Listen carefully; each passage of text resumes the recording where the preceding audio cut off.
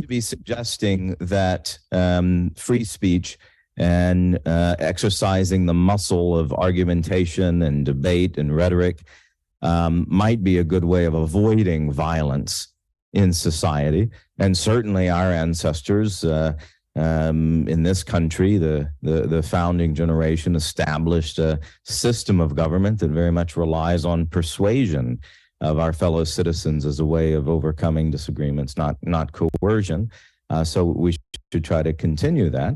And I always think of Oliver Cromwell's statement that when men run out of words, they pick up swords. So that's one way of seeing speech. But of course, we now have an idea among some folks that speech itself can be an act of violence against someone.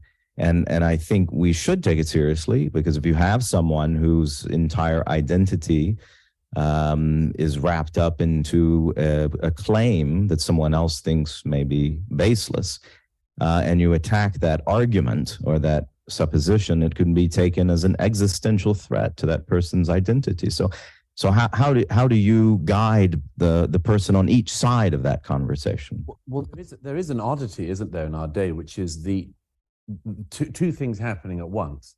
The idea that words can be violence, and the idea that violence cannot be violence, or at least on occasions is not violence. Now, let me take the first one. The words of violence one is such a category error, it's hard to know where to start. It is true that words can wound. I mean, it's one of the delights of them. Kafka says somewhere in a letter to a friend, we should only read books that stab at us. We should only read things that wake us up to such an extent. He wouldn't have got past some censors. But we know that words can wound, and sometimes wound very, very deeply. But to say that they ever approach the same level as physical violence is to tread only into one direction, which is a direction of saying, ergo, we must treat words, if they are badly spoken, with the same seriousness that we treat, say, you punching me right now. And if we do that, we would have to agree societally on what those words were. And I'm not sure that any society could agree on that.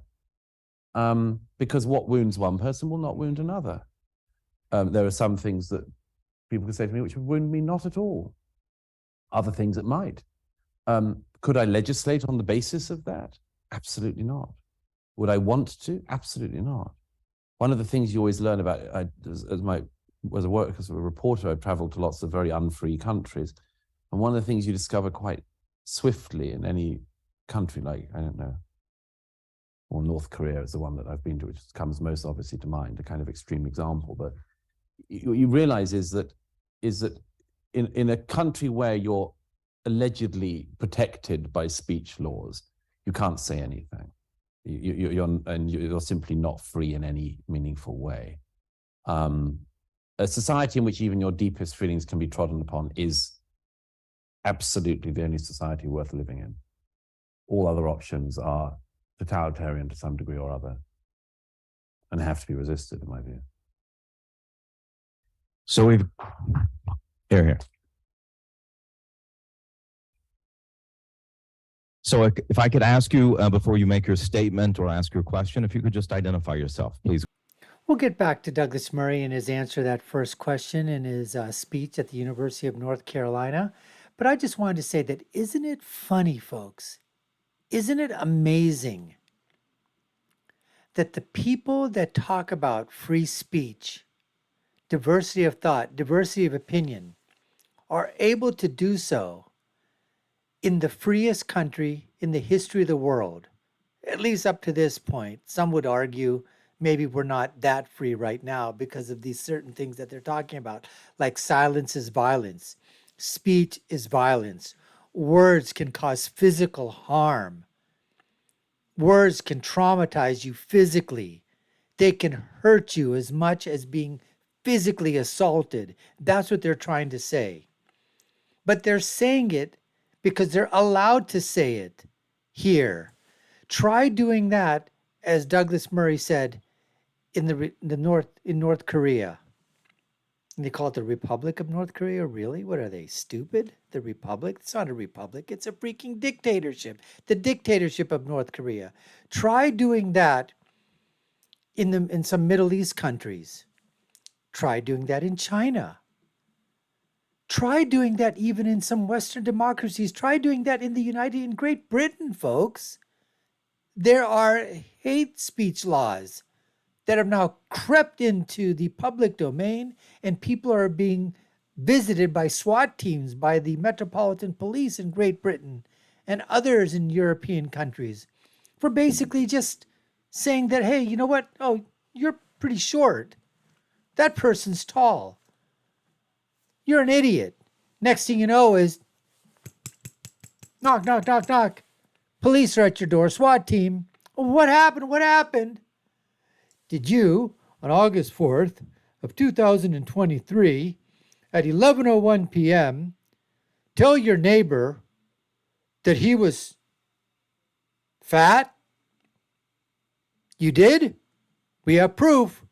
You put it down on Twitter. You had it on Facebook. You called your neighbor fat. Bring the cuffs. You're going to jail.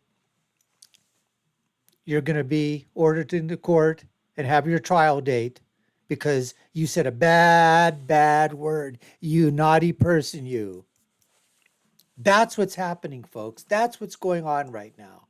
But these people are able, and I mean leftists, liberals, progressives, those socialist Marxists, they can talk and say everything that they want because they're allowed to do it, the freest country. And they tell other people that they're the ones that are being fascist. They're the ones that are being the racists. They're the ones that are being Marxist. They're the ones that are doing, Hitler-like things. They're the ones that are clamping down on free speech. When it is not the people that are on the right, when it's not conservatives that do that, it is the left that continues to do that, folks. Anyways, we're going to get back to Douglas Murray in the Q&A session at UNC. You're watching the Dr. Nasir Shaikh Show. I'm your host, Dr. Nasir, where I give you my political prescription from my political perspective of what happens when you put Douglas Murray, get him to talk in a room about all things in free speech, social justice, politics, government, policies. Speech is violence. Is it really? Let's get back to the Q&A session with Douglas Murray right now. I've been listening to your book, and it's a wonder to me that recent developments in our thought, which are ironically born out of our Western mindset, are themselves self-loathing of the West, which is like we've created our own destructive potential. Are there cultures that have done that, have created their own demise, and were they able to avoid it? Well, it's a very good question. You probably know the famous Toynbee quote that civilizations don't die, they commit suicide. It's a pretty, it's hard to think of a case of a civilization that's died where that hasn't been the case. I think, one of the interesting aspects of what you say is the issue of what I would have as being where self-criticism goes wrong. I regard self-criticism as being an incredibly important thing in a society. Like, you do not want to be living in a society that is not self-critical.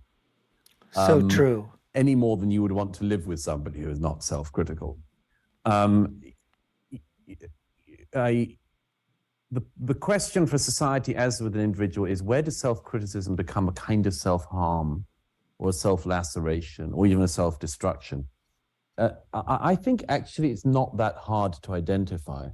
And my best attempt to identify it is this. Everyone in this room at some point has been given advice. I hope you all have.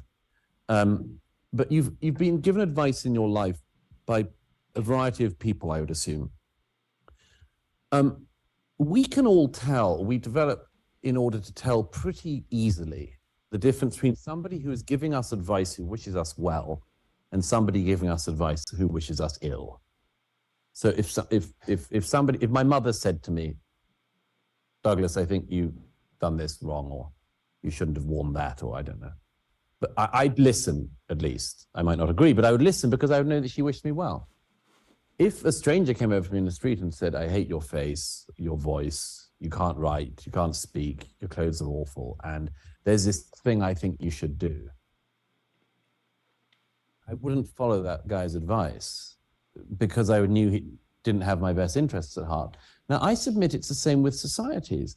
I think that if somebody says, now look, this is an amazing country, has a huge amount going for it, a huge amount of opportunity, it had a remarkable past, but there are things that we should address in it. I would say absolutely.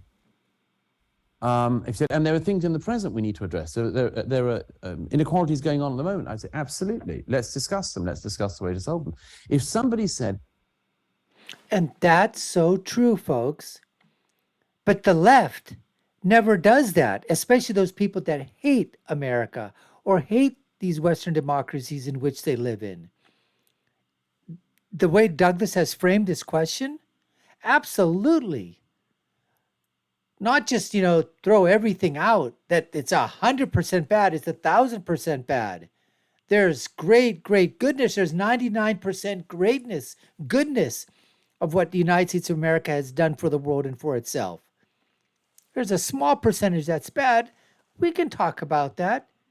We can agree to disagree. We can put that on the table and hash out our differences there. But to basically say, to throw the baby out with the bathwater, that's exactly what happens from the left and progressives that totally want to undermine this country completely, and Western democracies as well. Everything in this country's past is rotten. We've been rotten from the start, and we've never done any good. I don't think that person is speaking as a critic who wants to improve the society. I think they're speaking of the society as though an enemy. And I cannot understand why people would listen to such a person. We shouldn't. I hope that answers some of your questions.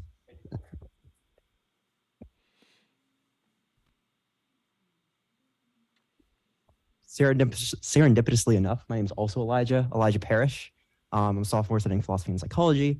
You gave this very nice discussion of the transition from public intellectuals to scare quotes, public intellectuals. And I want to ask if you could provide maybe a genealogy of what's changed. So perhaps some sub questions of this would be like, who can get away with not defending your claims? You appear to need to defend your claims, whereas some people you've mentioned don't have to defend your claims. What do those people have in common? Why them in particular?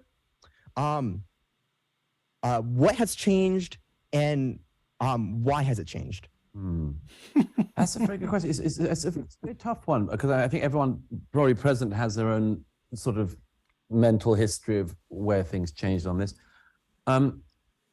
My own view is that, people who will not contest their ideas in public, it tends to be that they know that they're not good enough to do it. Now, they're you cowards. could say sometimes that, I do know people who are, like, for instance, distinguished scholars, but aren't very dexterous on their feet on a public debate and wouldn't love to do it, but, might.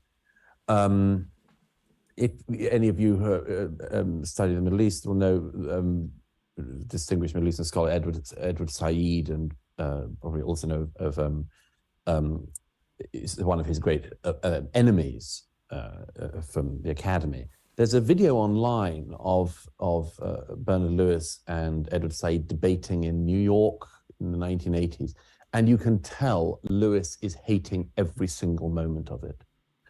His throat is drying up, his sort of glottal problems, his eyes are bulging.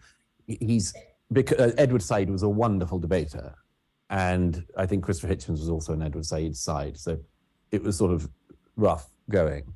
But my point is you could see the physical discomfort, but still, Bernard Lewis knew, since he had written against Said and Said had written against him, you couldn't duck doing it in public at some point, and so they do. I would say it's some time after the internet, after social media.